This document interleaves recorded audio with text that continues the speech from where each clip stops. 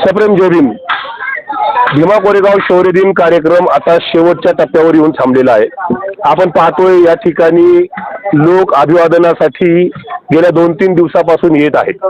सर्व पायाभूत सुविधा या ठिकाणी आंबेडकरी अनुयायांना उपलब्ध करण्यासाठी सर्व तऱ्हेचे जे प्रयत्न सुरू आहेत ते जरा बऱ्यापैकी यशस्वी होताना दिसत आहेत।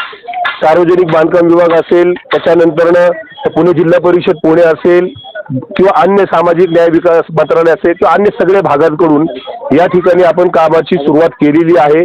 काम बऱ्यापैकी पुढे गेलेले आहे। याद्वारे मी आंबेडकरी अनुयायांना पुन्हा एकदा विनंती करतो, कालच पोलीस महासंचालक स्वतः या ठिकाणी येऊन गेलेले आहेत। या ठिकाणी आपण आपल्या कुटुंबियांसह अभिवादनासाठी यावं। कोणत्याही अफवांवर आपण विश्वास ठेवू नये। भीमा कोरेगाव शौर्य दिन अभिवादन सोहळा जो यावर्षी 207 वर्षामध्ये पदार्पण करतोय आणि पुढील वर्षी या ठिकाणी डॉक्टर बाबासाहेब आंबेडकर आलेल्या घटनेला जवळपास 100 वर्ष पूर्ण होत आहेत। त्याची एक मोठी आणि तयारी या ठिकाणी आपण करतोय। आपण पाहतोय की या ठिकाणी फुलांची सजावट करण्याचं काम जे आहे ते अंतिम टप्प्यामध्ये आता घेतलेले। आज रात्रीपासून फुलांची सजावट पूर्णत्वाकडे जाईल। आपण पुन्हा मी सांगतोय, कोणत्याही अफवांवर विश्वास ठेवू नका।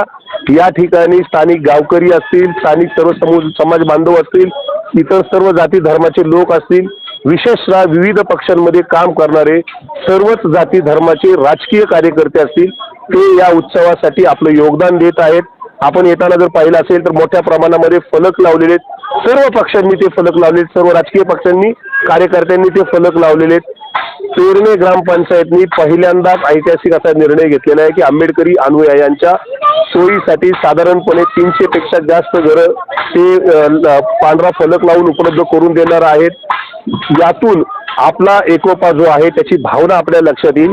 मी पुन्हा एकदा आपल्या सगळ्यांना या ठिकाणी अभिवादनासाठी यावं असं आवाहन करतो। जय भीम। मी राहुल डंबाळे, भीमा कोरेगाव विजय स्तंभ शौर्य दिन समन्वय समिती।